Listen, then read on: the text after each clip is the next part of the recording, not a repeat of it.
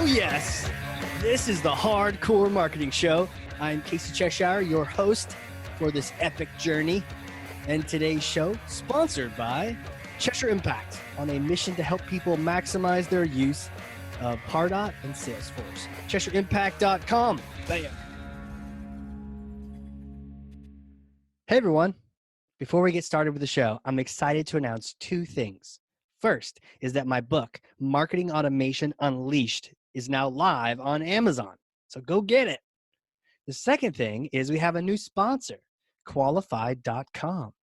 I'm going to tell you about them in the next couple seconds here, and also how you can get a free copy of my book thanks to them. So who are these people? Well, Qualified is the #1 live chat and chatbot platform for Salesforce and Pardot. Sales reps can have real-time personalized conversations with who? Your hottest website visitors. So I want you to know, I don't just partner with anyone. I genuinely love these guys, and the platform, we use it at my company. Our sales team loves it. We've closed a lot of deals based on it, had a lot of great conversations with prospects too. So, a lot of marketing these days is what? Hurry up and wait, right? Fill out this form.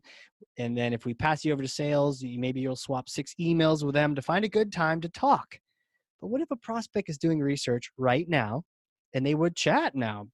Why not give them the opportunity? So the best part is your company actually decides what leads are worth a live chat. There's a lot of noise out there. You don't want to talk to everyone. So Qualified actually connects to Salesforce and Pardot, and it's able to pull in lead and contact information so you can specifically know if you're talking to a VIP, a VP, a decision maker. It's really kind of like magic. Now, if you don't know who someone is, well, what happens then, Casey? Well, that's when the bots come in handy. Chat bots can then ask questions to further qualify a lead, find out if maybe this is someone you do want to talk to. And they can book meetings while your sales team is out. And they can wake up the next morning with a bunch of meetings on their calendar. Now, here's the promo. If you are a company that wants to give your sales team this ability, right, to be able to talk to decision makers right when they're on your website, do this. Go to qualified.com and start a chat, right? They use their own tool, of course. Start a chat. Tell them that Casey sent you. If you have Salesforce Pardot, when you schedule and then do a demo, they will send you a free copy of my book, Marketing Automation Unleashed. Not bad, right? Well, it's only while supplies last. So hop on this thing today. And that's it for sponsors. Let's get to the show. There it is. Woo! I hit record, and now we are recording. And you know what? I am stoked because I'm coming at you here from Studio B in the coronavirus basement of my home. And my guest today, I am so excited. I have been trying to chat with him for a long time. We've just schedules. We've had to reschedule and rearrange. So I'm really excited to talk to him today. Who is he? What does he do? He's a growth marketer. He's all about growing things, growing your organizations, your companies, a leader, a speaker, an author. And I added provocateur because he tells it how it is. And how do I know this? Because his website is literally marketingbs.com. And he has a newsletter. You need to go there right now. I know this is like random in the introduction, but seriously, go there. His newsletter is the only one I enjoy. I have unsubscribed from all the other ones. Sorry, Tim Ferriss. Literally, Ed, and I'm going to introduce you in a second. His newsletter is the only one I listen to, so go get it. It's like these insights supported by data. Funny as hell. He's also the author of Marketing BS, which is an awesome book, and everyone who appreciates the myth busting on this show will definitely appreciate the book. Previously the CMO at General Assembly, executive consultant, senior advisor at Warburg Pincus. Ed Nevraumont, welcome, sir. Greg, excited to be here. And it feels like we took the coronavirus to make this happen. It shut down all of my travel anyway. Yeah, now I'm stuck here you might be in your basement, but I'm stuck here in my closet. Yeah, right. Well, here we are. You don't have a window in there, do you?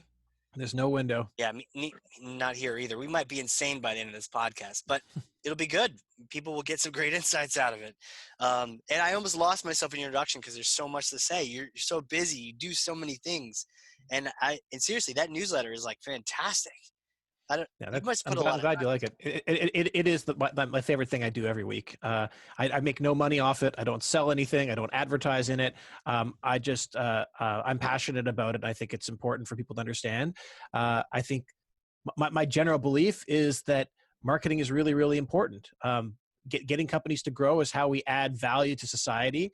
And most people are doing it wrong. They're chasing fancy, shiny objects and missing the basics. Yeah. And if I can do my little part towards helping people focus on those basics and adding a little more efficiency to the world, that little bit of efficiency, a little bit of growth, like will continue through the generations. And so that's my ambition. It's like magic.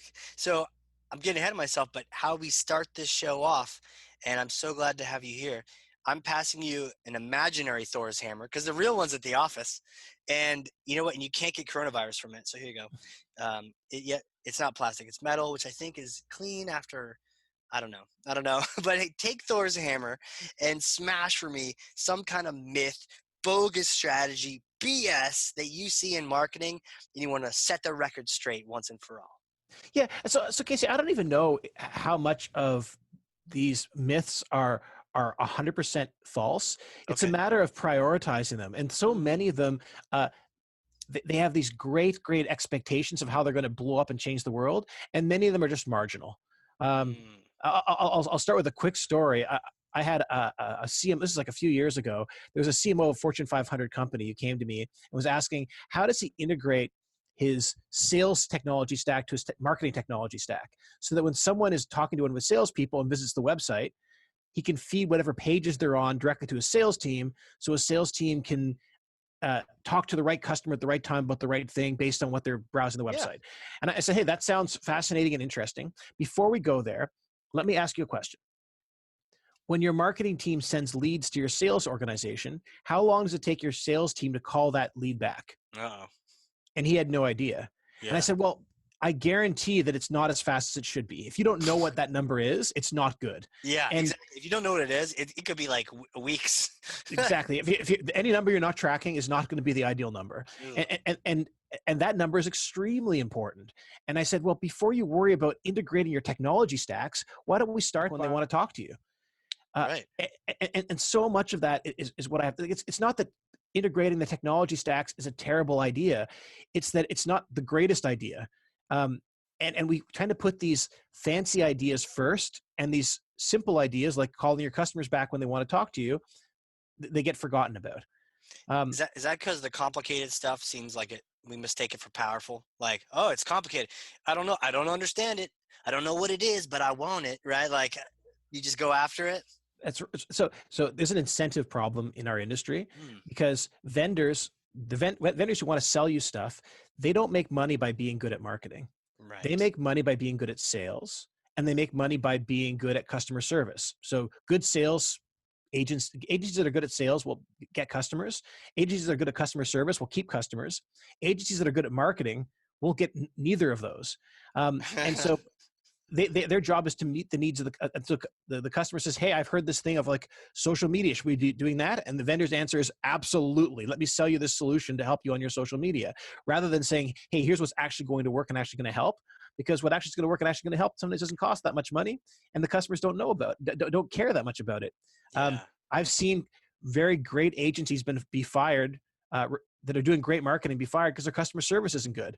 I've never seen an agency fired when their marketing isn't good, but their customer service is excellent. And so if you're running an agency, where do you invest? Like, even if you want to do the right thing, all of the incentives are set up for you to invest in sales and customer service rather than marketing improvements. And the same thing happens for within a company. So if you're a CMO, how do you get a better job and a bigger promotion? It's not by being better at marketing. When I get called to be CMO from headhunters, the first questions they ask are, how big was your marketing budget and how big was your team? Nobody was asking how good your marketing was. Really? They don't even, even recruiters didn't really care. Well, frankly, it's harder to BS those numbers. It's very easy to BS when you're talking to a recruiter about how good your marketing is, especially when the companies don't want to give away all their secrets. But it's much harder to BS how big your budget was, and it's much harder to BS what your head count was. Right. And so those are objective third-party numbers that can be double-checked to make sure you're being honest. And so they end up being used as a proxy. But the result is, as CMO, if you want to get ahead and get promoted, the ambitious CMOs try to find ways to increase their budget or increase their headcount. Now, one way to do that is to one way to do that is to be really good at marketing. But that's not the only way, and might not even be the easiest way. A big part of it is like, how do you sell what marketing you're doing to your CEO and your CFO? And how do you do that? Well, shiny objects sometimes pay more dividends for most people than shiny objects pay more dividends than doing something simple that works. And again, once you get into big companies, it's really, really hard to move those needles. If you're a small company, you could take over the SDR team, right? Oh, look, I just added 30 names, or I added 20 names to my head count. Wow. That's exactly right.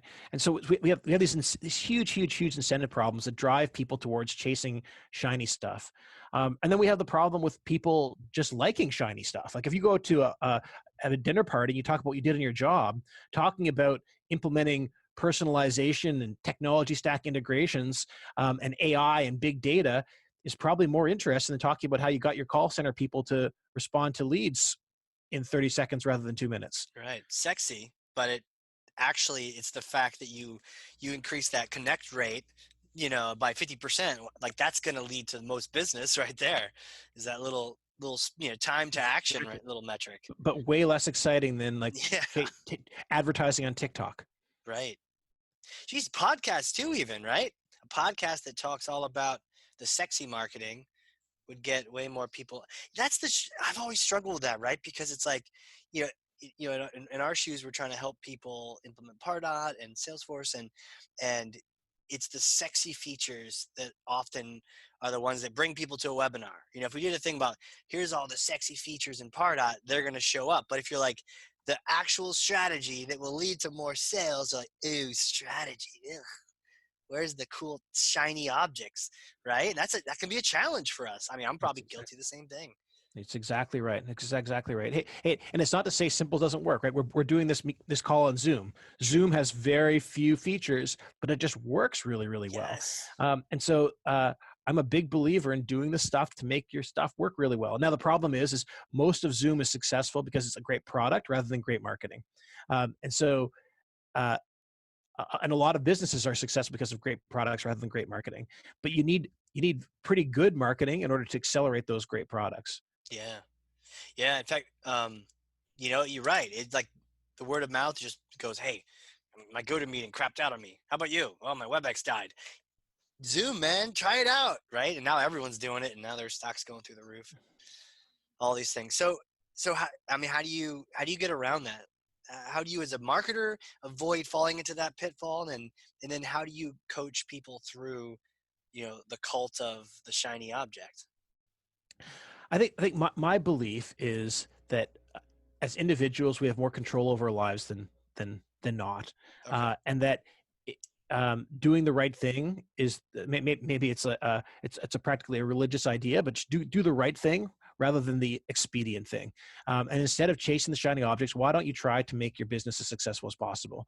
One way to do that is to work for smaller companies. At smaller companies, the drive to do the effective thing is so much more than the drive to do the expedient thing, because if you do the expedient thing, the company will fail. And if you're at a small enough company, your success, I talked earlier about, hey, how big was your team? How big was your budget? That's true when you're at a big company. When you want to get your next job after a small company, what's far more important to your career than your team size or your budget was, did the company succeed or not? And so a bad marketer at a successful small company will get a better job than a good marketer at an unsuccessful small company. And Andrew Chen turned his whole career from being like, he was the growth marketer at Uber, and he's built his whole career on that. Now, was he a good growth marketer? Probably, maybe. I have no idea, but I know he was the growth marketer at Uber, and Uber grew really fast. So he gets the credit for that. And so one way to force yourself to be good is just work at smaller companies and bigger companies. The other way is just do the right thing at bigger companies. And if you do those right things, one of two things will happen. Either somebody will recognize you for doing the right thing, and you'll be successful, or no one at the company will recognize you for doing the right thing, in which case, like, leave the company and go someplace else and get another job. If your skills are valuable, you'll find another place to go. If you do the wrong thing, you may also be rewarded within the company. It's highly likely that you will. But hopefully you have a little like dark spot in your stomach somewhere that says like, I'm doing the wrong stuff in order to get ahead. And like, there's lots of books about that, about like how to like guerrilla your way to the corner office. And yeah, I just hope that there are always going to be sociopaths out there, and hopefully like I'm trying to speak to the people that don't want to do that. Yeah, exactly. But then the other downside of doing the wrong thing is you can do the wrong thing and it backfires and it doesn't work. Now you have nothing to hold on to. Now you've done like the morally wrong thing. Your career is taking a plummet, and now trying to move someplace else and tell a story is a lot harder to do, right? If you move someplace else and your story is, hey, I did the right thing, but I wasn't rewarded for within the company, get you a good next job at a place that you want to be. If your story People can relate to that. Yeah, that's right. I did the sketchy thing at the company in order to try to get ahead, and that backfired. Well, you better make up a really good lie for whatever your next company is. I got caught, and then they fired me. No, it's like, hey, we grew this puppy, and they weren't recognizing. That's one side. People can relate to that one. You're right. Wow. So using that as a filter, how do you look at things like personalization and technology as a whole? Like how, with that filter in place, what are the things we should be looking at? Yeah, so personalization is a great example. The one of the greatest personalization companies in the world is Amazon. They've done an incredible job with it, and yet, if I buy a computer on Amazon, the next thing Amazon recommends I buy is probably another computer, and that's the last thing I need. Right. I saw a series of tweets. It was someone had bought like a toilet seat cover, and they were like, does Amazon think I collect toilet seats now? And so like Amazon is the greatest in the world at personalization, and they are not that great. And so as a company that's not Amazon, why are you investing in personalization versus all the other things you could be doing? Because you're not going to be as good as Amazon. There are simple personalization things you can do. So if rather than trying to guess what the person wants, asking them what they want tends to be really effective. When we were at General Assembly, instead of trying to look at people's purchase history or browsing history to figure out what content they were interested in, we just started asking people, do you want information about web development or data science or digital marketing? And then they told us, and we tested what they told us. We tried like not personalizing it after they told us versus personalizing it and just sending the stuff they said they wanted. And it turns out when someone said they want something, they generally respond to the stuff that they said they wanted. Yeah. So if they can opt into what they're interested in, send them what they're interested in. It works great. But trying to guess what they want just doesn't work. Yeah. And the reason why is because something called false positives. Okay. So there's a famous story out there. I don't know if you heard it, Casey, about Target. It came out in about 2007 or 2008. No. And the story. Anytime I talk about personalization, someone wants to bring up the Target story.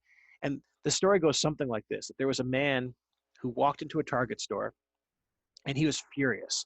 His daughter had been sent some flyer about inferring that she was pregnant.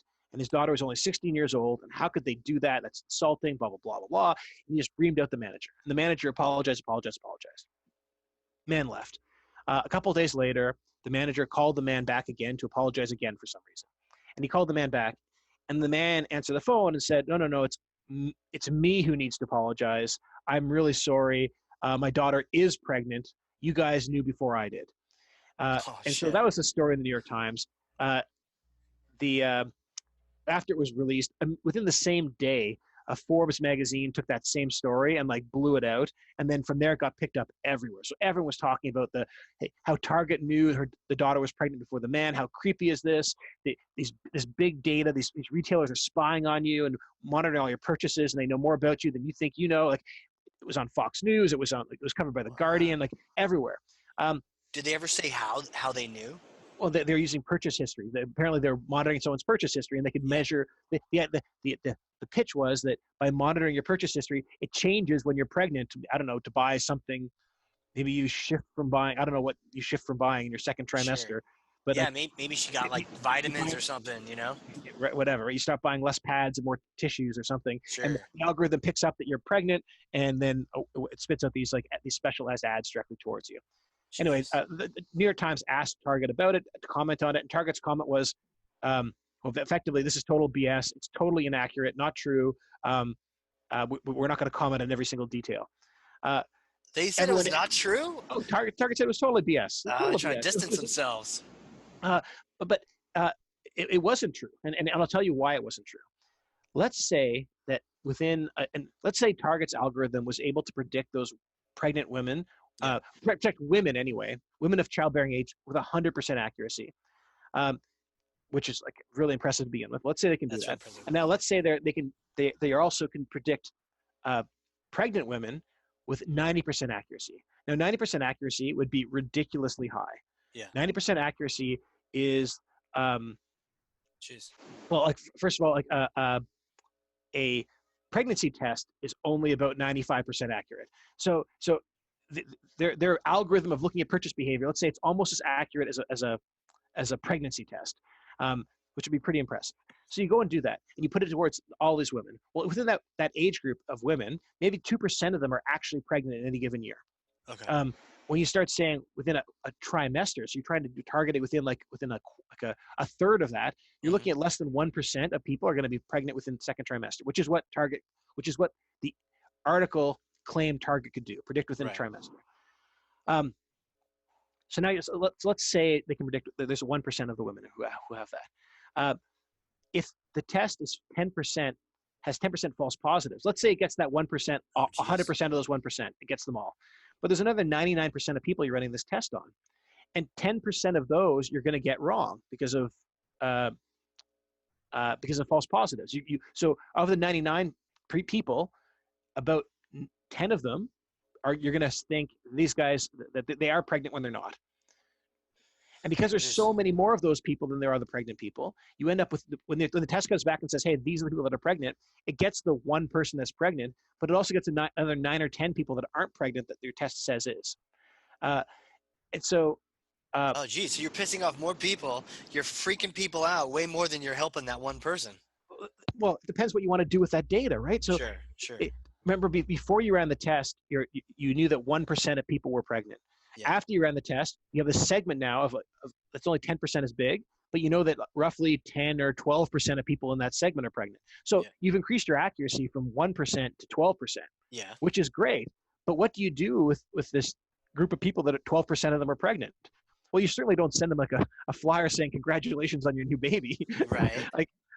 Which is kind of what they claim Target did. Like, so if Target was really doing that, it's amazing that there's only one man across the country who barged in to be like, what the heck? And not like 9 other. Yeah. Like that's why I don't think they actually, I don't think they did it at all. I think the story is just that. It's a made up story that somebody who was trying to advance their career at Target around analytics told this New York Times reporter to make himself look good.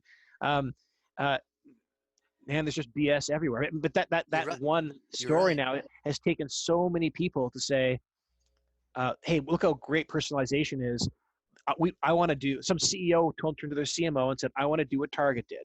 And so they hire someone to go and do what Target did. But nobody sat back and said, like, hey, let's look at the numbers. How accurate would this test have to be in order to overpower those false positives?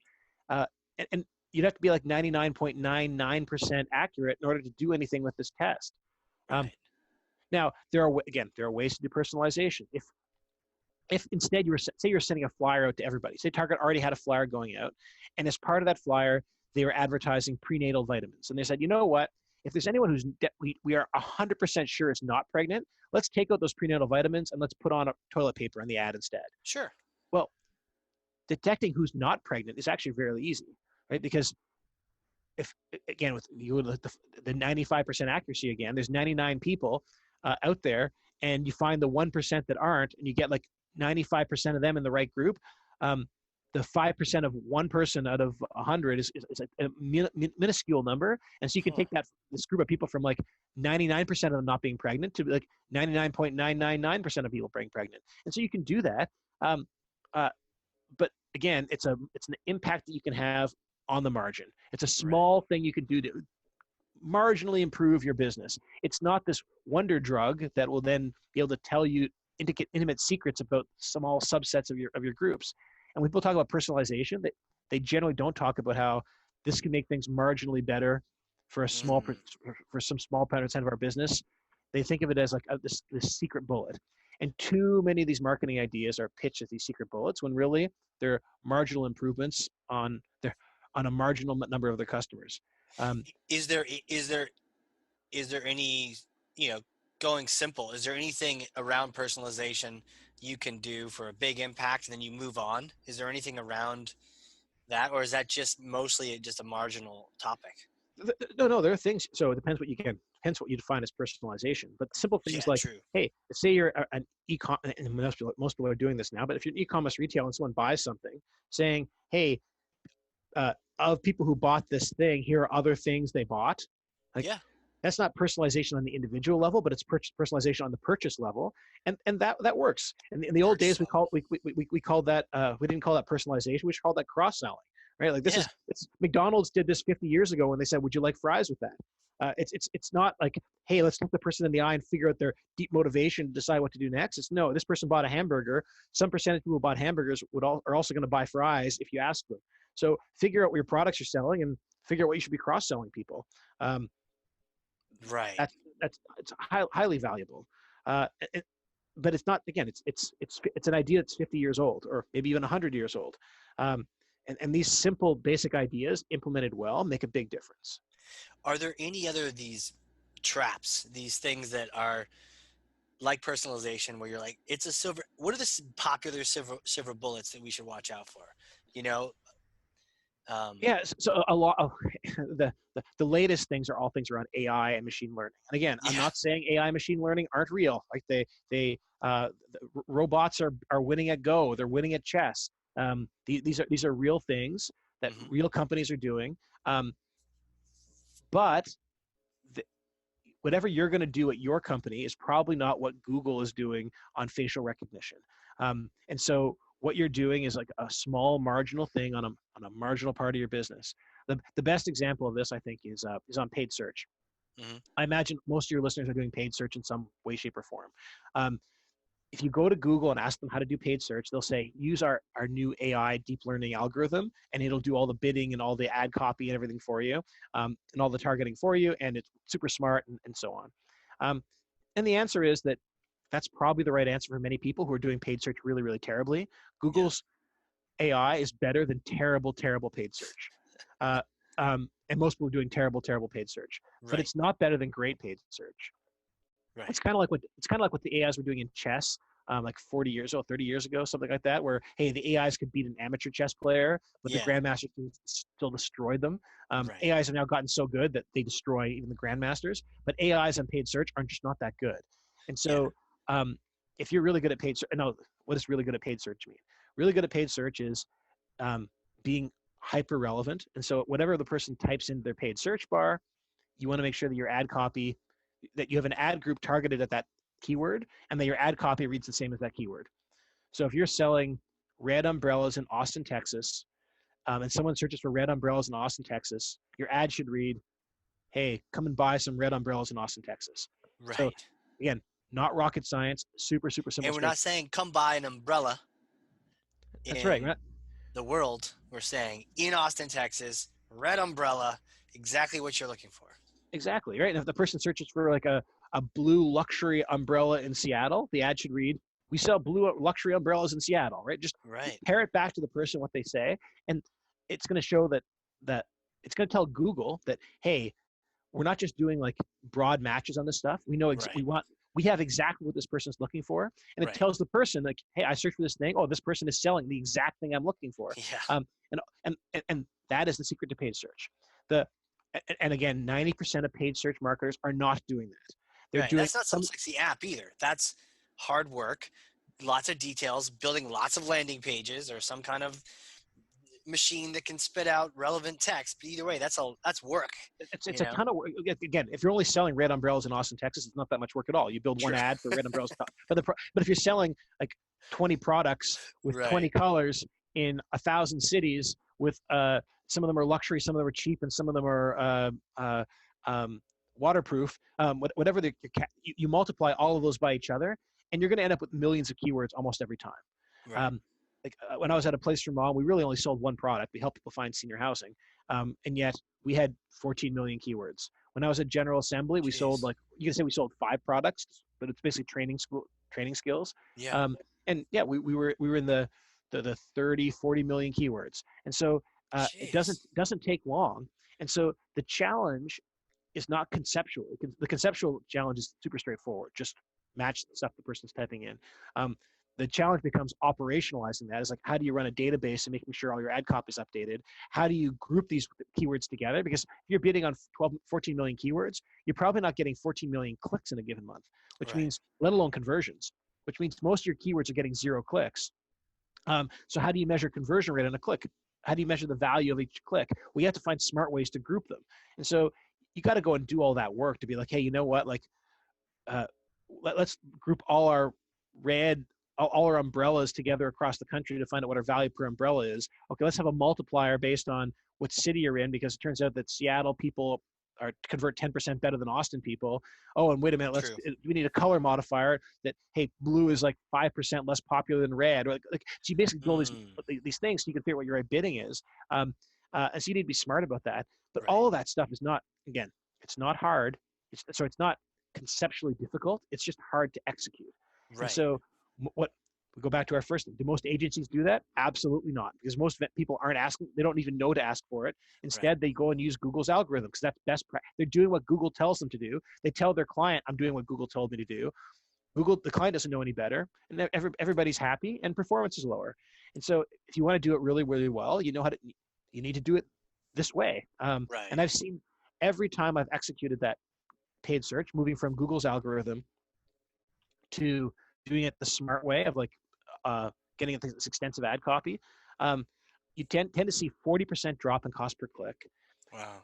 Because you have this keyword you get this full coverage on keywords, you get keyword expansion, you get 30-40% higher volume. And so you end up paying your total cost into being about the same as it was before, on 40% more volume. Right. Wow. It's a game changer for businesses. Yeah. And again, most people aren't doing it. Right. Here's my do this and go home and do it. And if you can't do it yourself, contact me and I will set you up with someone who can do it for you. I'm not going to do it. I'm no longer doing this stuff, but I'm happy to connect you with someone who will. But this is the single best thing any company can do that's significantly in paid search to fix their business. And instead, they're spending time trying to find the next algorithm or fancy conversion rate optimization stuff. The tech tool to simplify everything for them, or you're getting into ROI a little bit on there, and it brings up the topic of attribution. Where do you stand with that? What's the BS? What's the reality when it comes to attribution? There's first click, last click, multi-click, all the different models, especially in the B2B world. When you have like complex sale. It is tough. And so the answer most people give is, hey, let's use this advanced big deep learning algorithm again. put it in the black box, and it'll spit out like this rough weighting of everything. I did some of that work when I was at McKinsey. You don't need that stuff. As soon as you put something in a black box, you're not going to understand what's actually happening. And if you don't understand what's happening, you're making decisions in the dark. And you don't want to be doing that. The way I like to think about attribution is start really simple. Take your take your last click or your first click. I don't even care. Just some sort of simple model. First of all, get attribution.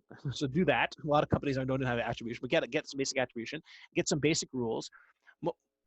Many times, your attribution. So if you talk about B2B businesses, you oftentimes collect the email address first, and then the sale happens later. And there's also the touches that happen between the email address and the sale. Yeah.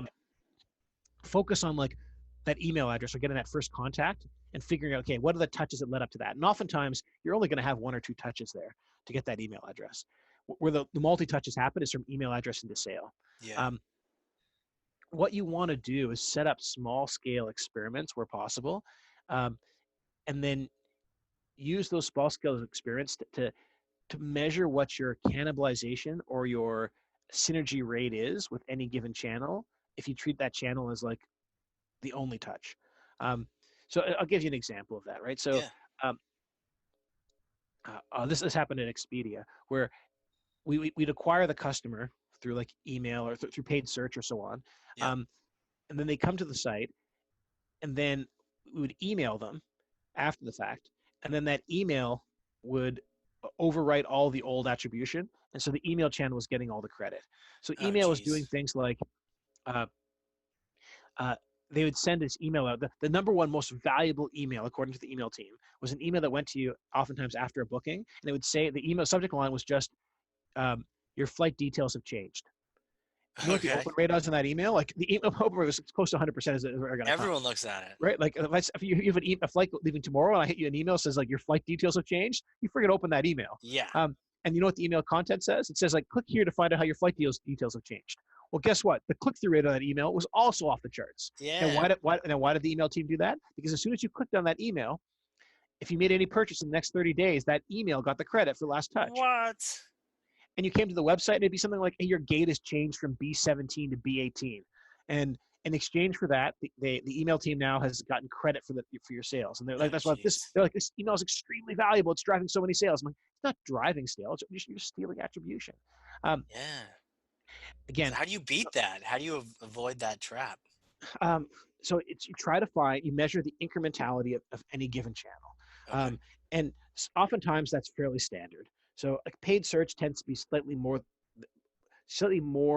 than than base incrementality. So like if your paid search, your last touch paid search is driving $10 worth of revenue, it's probably actually driving like $11 or $12 worth of revenue. You're actually getting a little bit more because there's people who are clicking and then like it's getting overwritten someplace else, or you're not the attribution is not working properly. Right.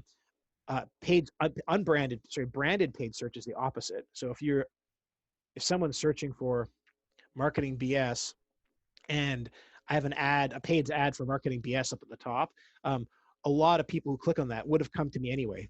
It's a navigational search, but not everybody. And so Right. we found, when I've done tests on this, like the incrementality on branded search is somewhere around like 5%, 5 to 10%. And so 90 or 95% of those people would be getting that volume anyway. And so you just do the math now. So if you're spending $1 on paid search, on branded paid search to make $100, and you say, oh, no, it's 90% cannibalized, that means you're spending $1 to make $10. Well, spending $1 to make $10 is still okay. Still fine, yeah. You still want to do it. And so a lot of attribution, that's what you need to figure it out. You don't need attribution to figure out what your perfect number is. So like, you need attribution to figure out, should I still be doing this, or should I be accelerating this, or how good is this? And if you can do that on small scale tests, you can take those small scale tests and assume that they're going to hold when you do other things. Right. So not getting wrapped around the decimal, like you're trying to figure out the simplest side. Should I keep doing this or not? That's right. Like is it working? Your job in business is not to be an academic to get to the right answer. Your job in business is to figure out like, what actions should I be taking? The worst, one of the worst marketing channels, the most like inflated marketing channels, I shouldn't say worst, one of the most inflated marketing channels is remarketing. In remarketing, the whole idea is they've come to your site, they've shopped around, maybe they bought or they haven't bought, but you want them to come back and buy again. Right. So you basically do marketing to those people that already know about your product. You cookie them, and then your ad starts showing up on Yahoo and all their places. They follow you around, right? Now, so the problem with retargeting is that these people are, by definition, these people already know who you are, and so some percentage of those people are going to come back and buy from you anyway. So the channel is not 100% incremental. It's not zero, right? So that retargeting does something, but it doesn't do nearly as much as any attribution methodology projects. When we've run tests on that, and we have run tests, what we did is we took people that we were going to retarget to, we split them into A cell and B cell. The A cell we did our standard retargeting to, and the B cell we did the same amount of retargeting, but instead of showing our ads, we showed ads for the Red Cross. Okay. And so presumably the ads for the Red Cross didn't drive them to our business. Right. But we could measure clicks and view throughs and so on for that group. And then we could measure, because we knew who all these people were, that's why we were retargeting them, we could see what the sales were like for the people we retargeted to and the people we showed Red Cross ads to. And retargeting ended up being like roughly 20% incremental. So for all the attribution that the retargeting said we had, about 80% of it was bunk. We would have got it anyway, and 20% of it was real. And so, well, 80% of it you would have had. So it was just I mean, some people would say 20% is a good lift, though. that's right. So, but it comes down to your economics. And so you look at what happens in retargeting. Oftentimes people are like, hey, it's our most effective channel. We're spending $1 to make $3 on our normal spend is we spend like $1 to make $1.50. But on retargeting, we're spending $1 to make $3. Isn't that awesome? Well, unless that $3 is only 20% incremental, in which case you're spending $1 to make 60 cents on your retargeting. Oh, shit. Yeah. Which is what you see almost all the time. Again, really? I say almost all the time, but not always. Like there have been people where I've looked at the retargeting and they're spending $1 to make $150. And there I'm like, oh, well, even if you're only 10% effective, you're spending $1 to make $15, and that's okay too. Fine. So it all comes down to the details for your particular business, but you need to understand that, hey, retargeting is going to be extremely cannibalistic. Conversely, like things like television and spending at conferences tend to be very synergistic. You get all sorts of impact from it that you aren't able to measure, right. that you aren't counting. And so, what's your take on that kind of thing, right? Because like the things you can't measure, the ethereal, the podcast, the corporate events, some trade shows you can measure you've met people or not, but there's so much of that fuzziness that's hard to. And again, the key is to eliminate as much of that fuzziness as possible. Okay. Get as much tracking as you can do, and then estimate what you think that the multiplier effect is. And so, the better you are at tracking, ironically, the smaller your the fuzz. Smaller the bonus you're going to get, smaller the synergistic effect. If you're doing a perfect job tracking, then that's the answer. But if you're doing a terrible job tracking, then there's going to be a much difference in doing no tracking at all. Right. And be like, oh, like we're spending like 20% of our marketing budget every year on conferences and it's gotten us one sale. Well, I guarantee it's gotten them more than one sale. I just don't know how many more than one sale, but they're tracking so poorly that it has a bigger effect. And most in those companies in those situations just kind of wave their hands and say, hey, that's what we spent last year. We're going to spend it again this year. Yeah. What you should do instead is find some way to track as best as possible the minimum impact from your conferences. And maybe that's a matter of like getting a list of everyone who attended the conference and seeing whether or not, or all the companies that attended the conference, and then seeing whether you got leads from those companies anytime in the next 3 months afterwards. Maybe it's a matter of like getting lists, paying for the entire list off the whole conference and reaching out to all of those people. It's doing the best you can to get some sort of tracking from that conference to like measure, okay, here's the least that this impact is. And if you spend $1 on conferences to make like 50 cents that you can track, then you need to ask yourself, like, do we believe that the actual impact is twice what we're able to track, or 3 times or 4 times? And if you do, then hey, by all means, go and spend on the conferences. But you need to get that baseline somehow, and then you need to like at least find some way to measure the multiple, or at least like all nod hands and agree that this is what we think the multiple is.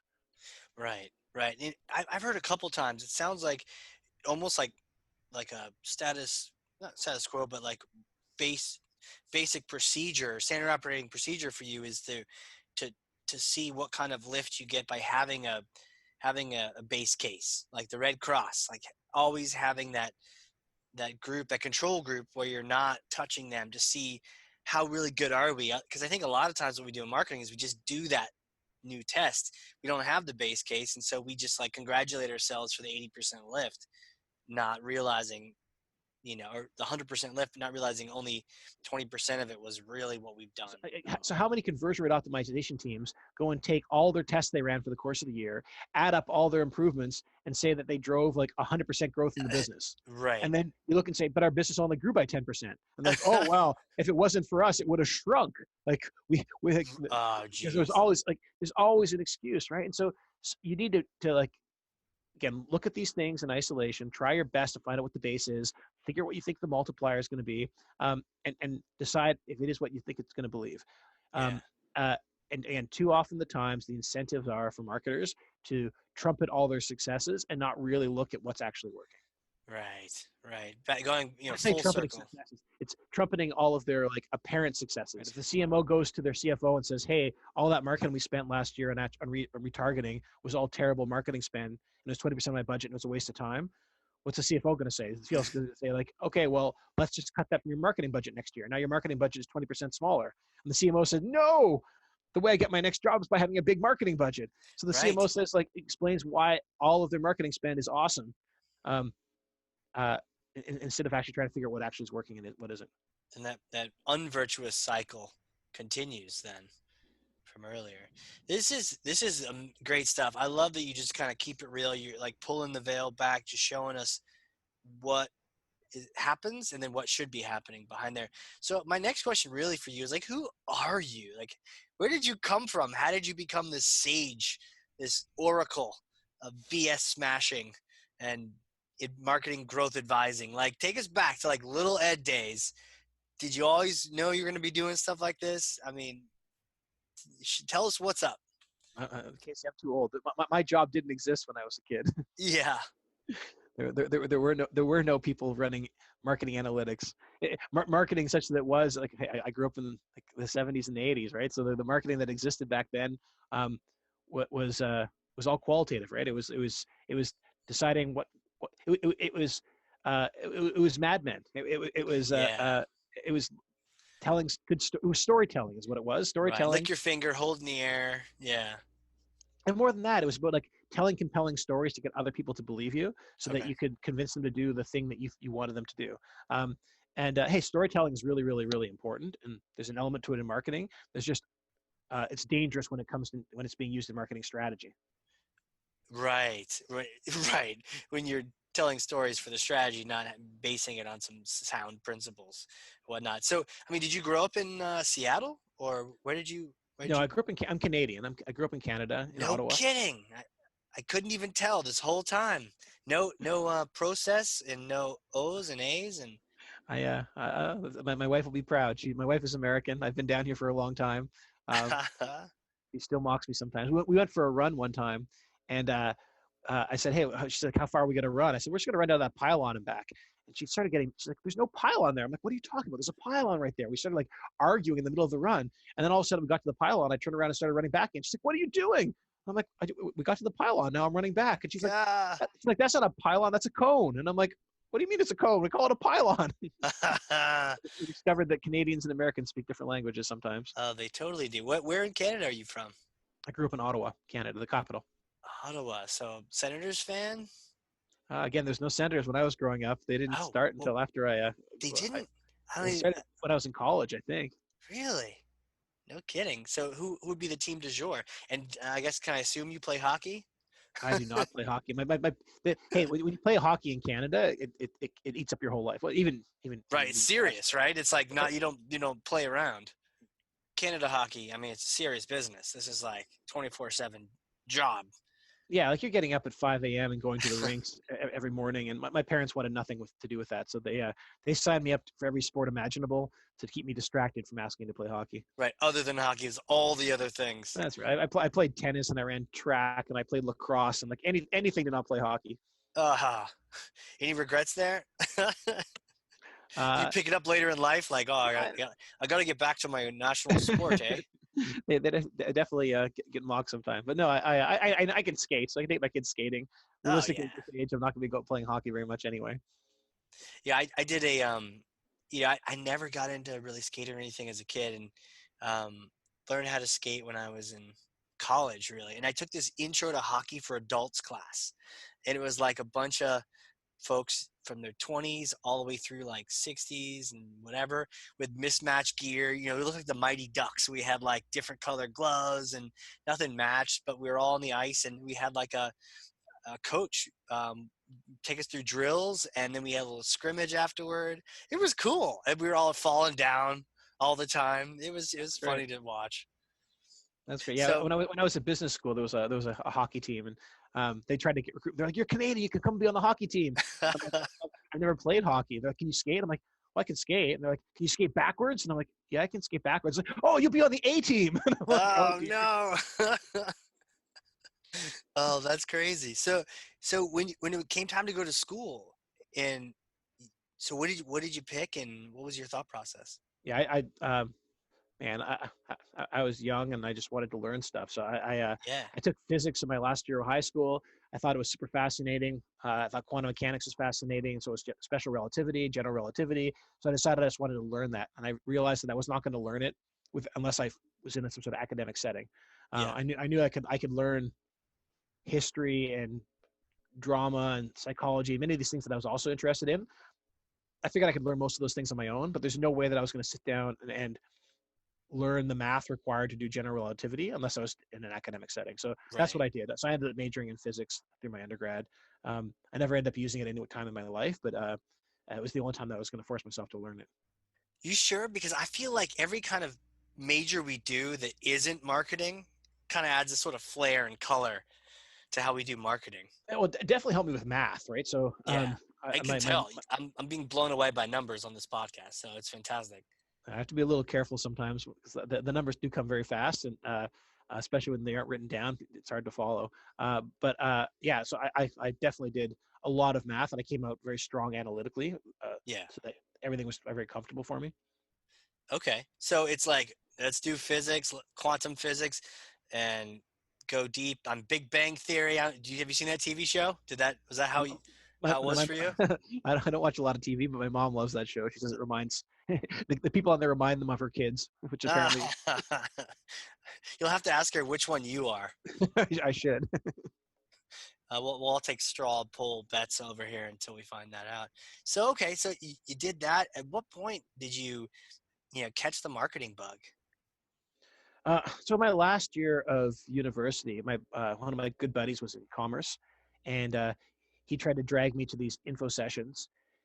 And his pitch was, "Hey, come to these info sessions. They have free alcohol and free food." Oh, And I was a very poor student, and the idea of sold. like, yeah, free alcohol and free food was pretty compelling. So I went to these info sessions, and I was like, man, maybe I'll go and work in business.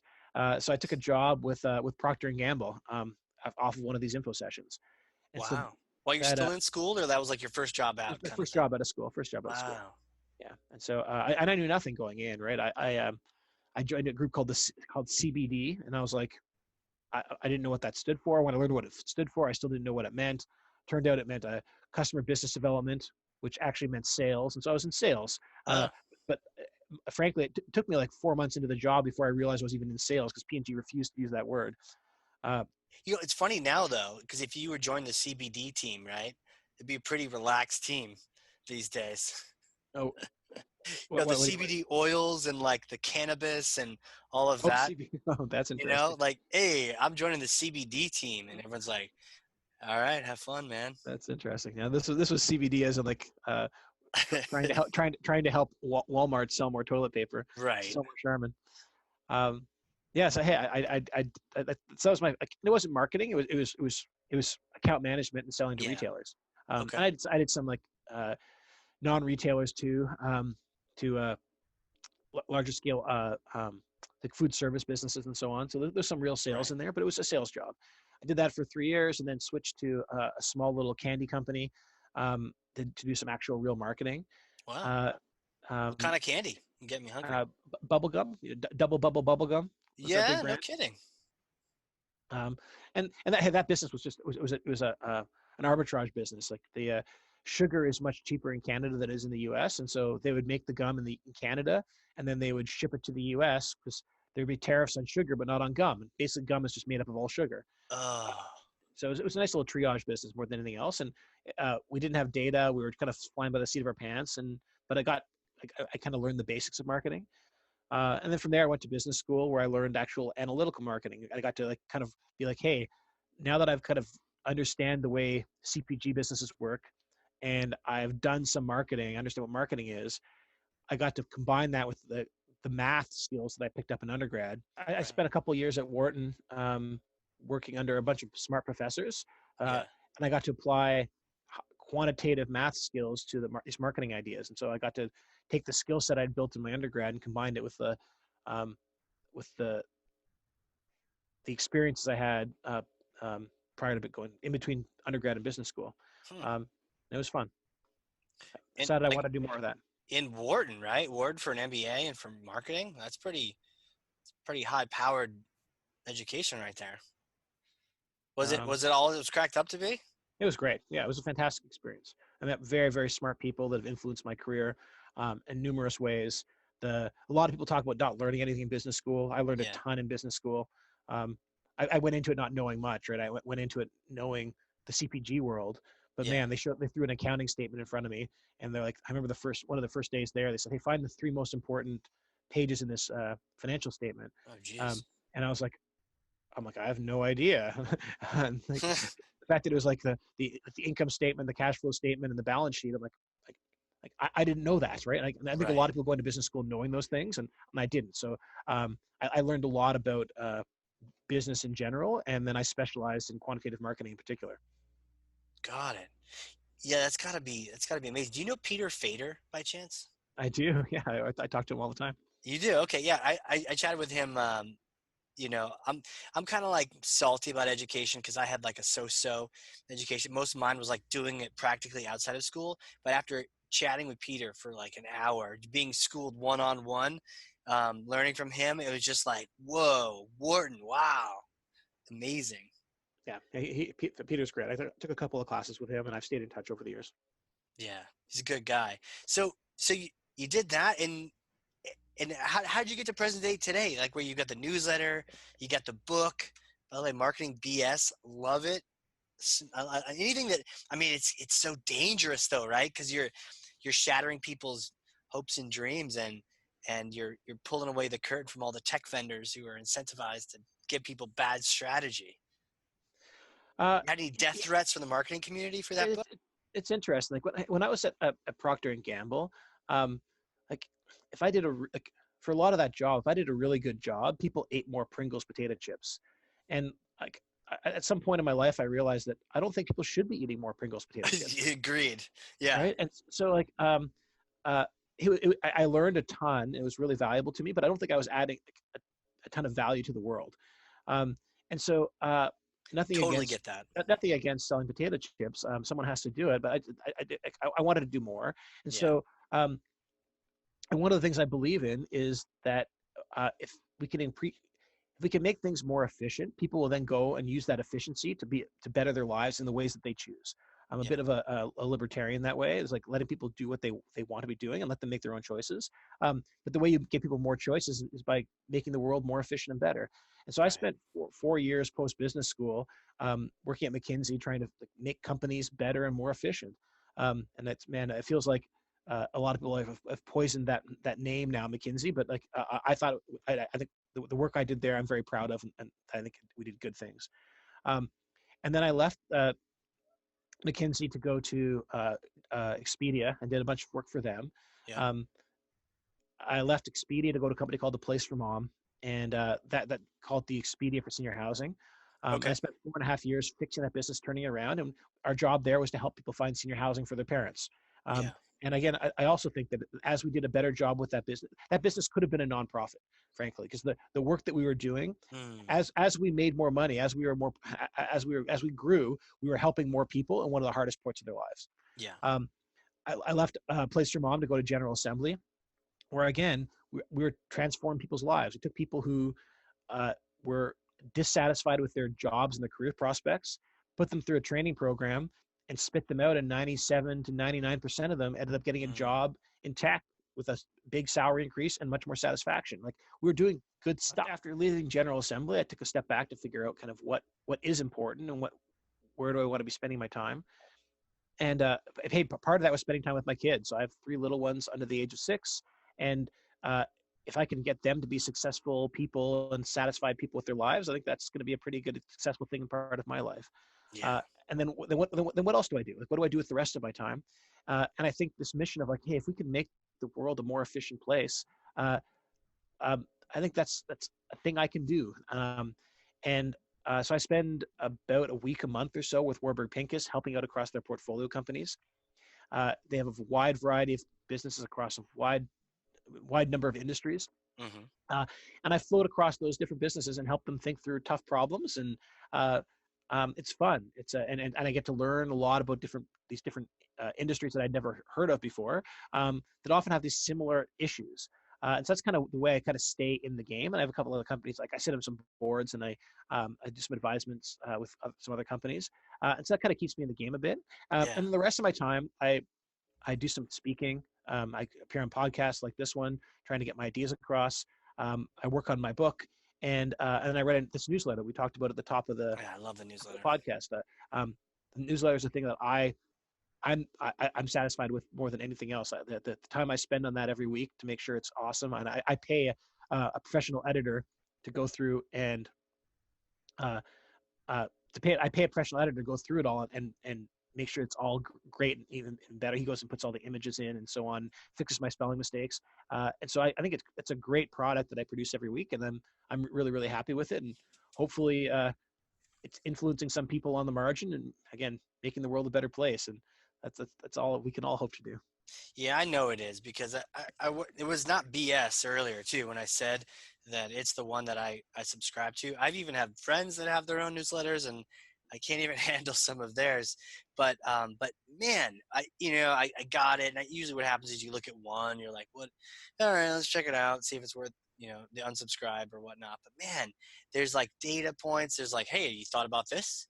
Because actually there's some data points. And actually I remember one when the coronavirus was first coming out, and it was around the idea of like, is Corona taking a hit from this, or are they benefiting from, even though it's a negative brand hit, like are they getting more attention and people are buying more Corona or not? And you were analyzing the data. So there was like a very interesting question, almost like you're proposing some sort of quantum physics theory hypothesis, and then there was this data to back it up and say, well, yes, in this regard, but no, in this regard. And I could tell it was well prepared and funny, and like fun to read. So I could, whatever you're doing is magic. So I definitely would keep it up. That's great. Yeah, you have to thank my editor sometimes for some of the jokes that he puts in. I think there was I think one of the ones I wrote last year was about loyalty programs and Starbucks in particular. And I said there was like a large effect or something like that. And he went and changed that to like a Vendy effect. So thank him for some of the jokes. Who's your editor? It's a guy named Nick Hansen. All right, Nick, shout out. You just made that thing that much funnier. So now we don't know who to give credit to if it's funny. But on that note, you've done a bunch of comedy in your past, right? I have. It was a long time ago, but I did. My last year of high school, I started doing improv comedy, and I ran with it for quite a while. I ended up coaching a high school team back in Canada, took them to the national championships, the finals and national championships multiple times, and I wrote a book about the topic with Nick, who's my editor right now for my newsletter. We wrote a book that at one point was the #1 improv book on Amazon. Less to do with the quality of the book and more because we just called it the improv book, and apparently that was like a way to win Amazon's algorithm one time. I see it. And I did theater all throughout school and college, and certainly one of my jams. I don't even know, maybe I even had this book. That's crazy to think about.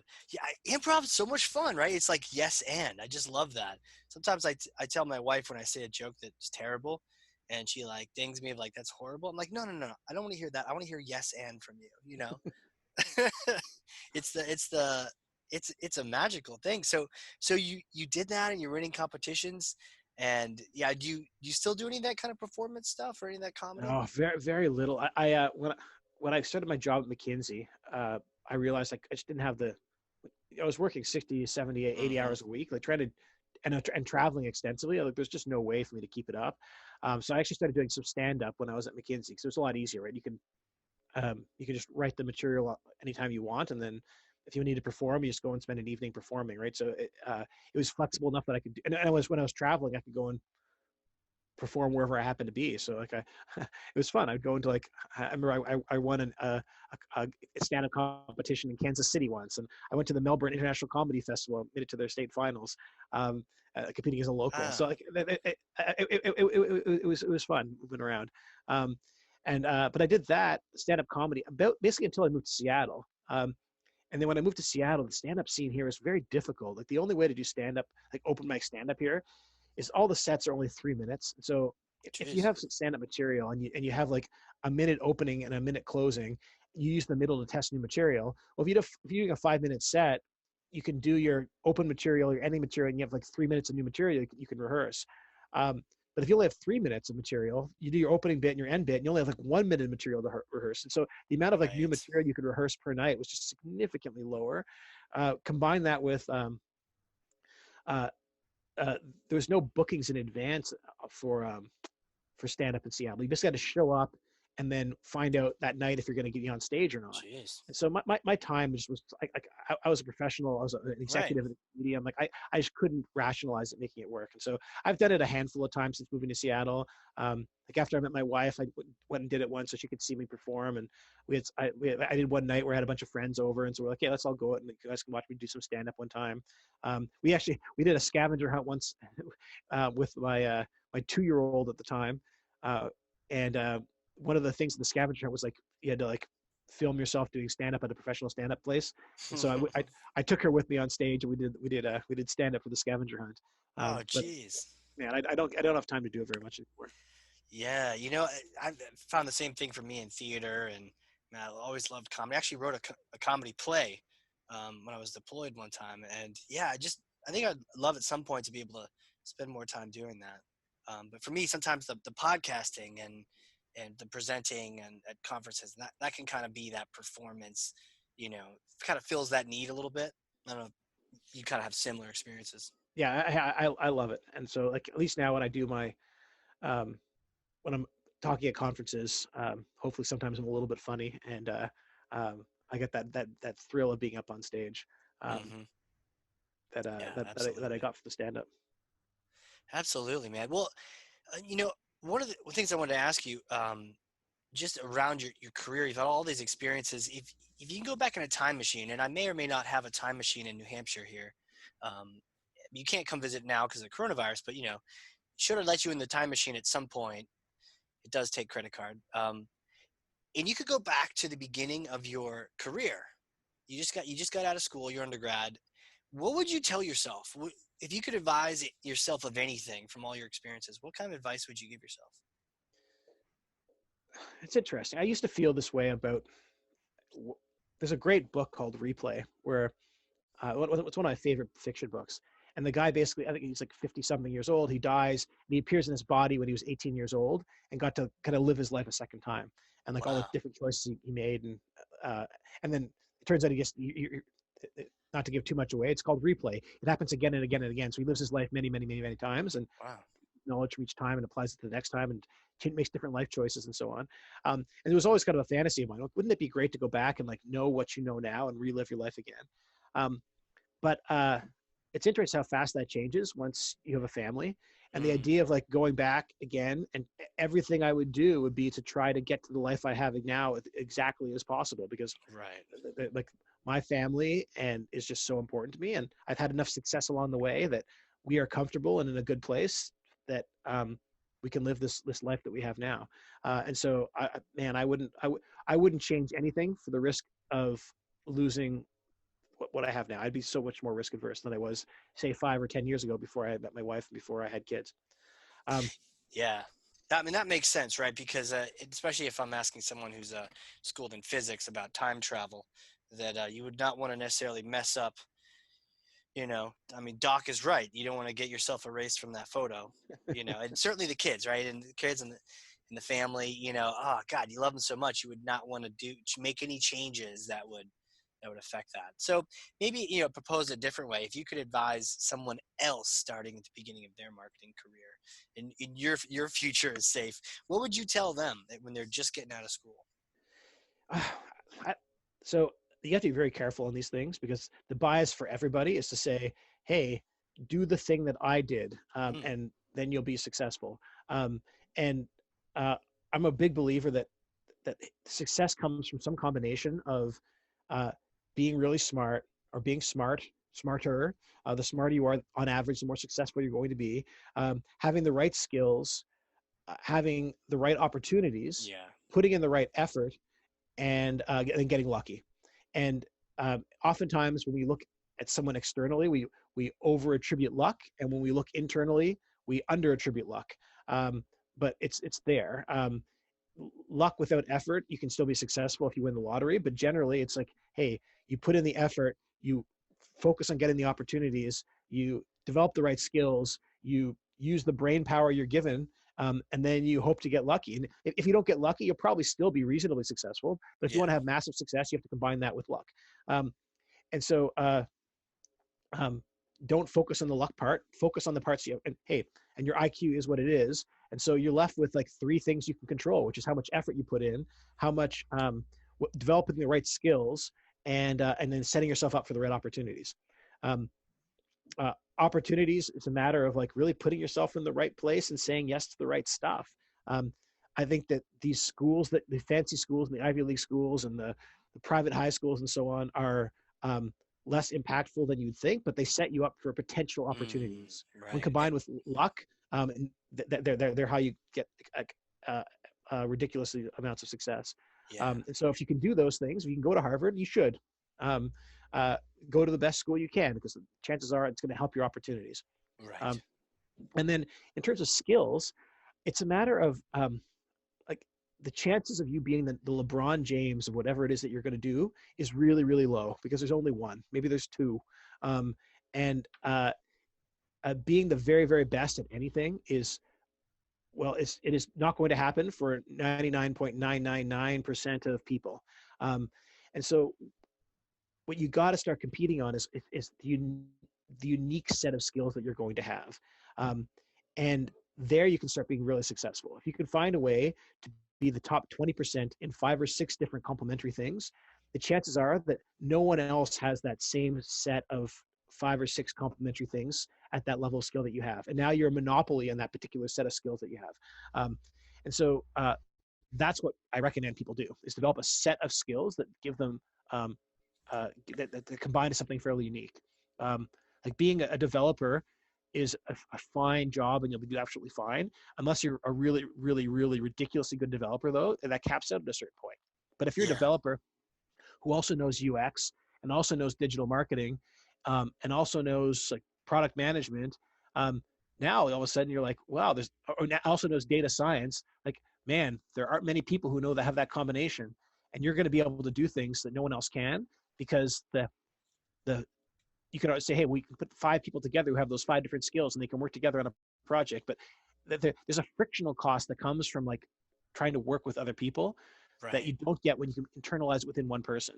And so I'm a big believer that if you want to be massively successful, it's number 1 is be LeBron James. But if you can't be LeBron James of whatever your field is, then find a way to have 5 different skills at the top 20% range, and that combination is going to set you up pretty well. Yeah, I could see that the multiplication effect of that, and being inside one person, there's less of that friction, talking in like interdepartmentally kind of thing.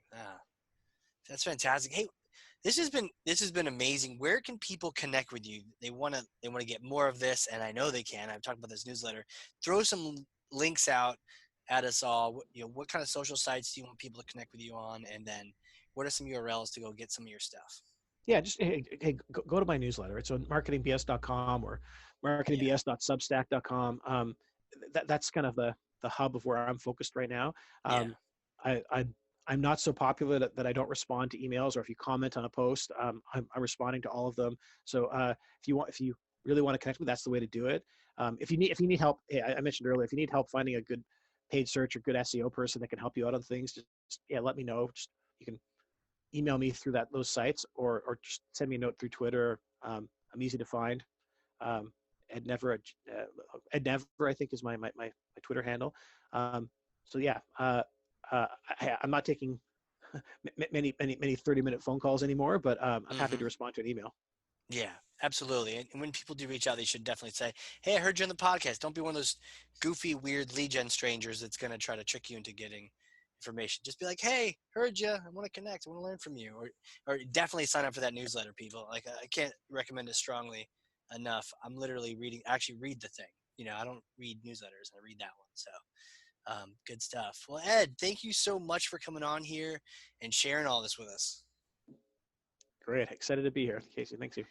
Yeah, and for those listening, if you learned something, and I know you did because I literally have 2 pages of notes, front and back, then share this with someone else. Be a thought leader to one person, 2 people, 100, 10,000, a million people. Share this, get that information out about what Ed was talking about. There's so many concepts here.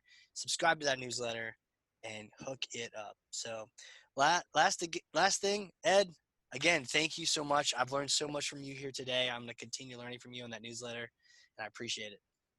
Awesome. Thank you, sir. And everybody else, this has been the Hardcore Marketing Show. We will catch you all next time. All right. A big thank you to today's sponsors. Cheshire Impact, helping marketers and sales win, maximizing the use of Pardot and Salesforce. And a big thank you to Qualified.com, the #1 live chat and chatbot platform for Salesforce and Pardot. Remember the giveaway. If you have Salesforce Pardot and you want a free copy of my book, Marketing Automation Unleashed, then you go over to Qualified.com, engage in a chat, do a demo, and tell them that Casey sent you, and that book will be on its way to your door. All right. We'll see you all in the next one.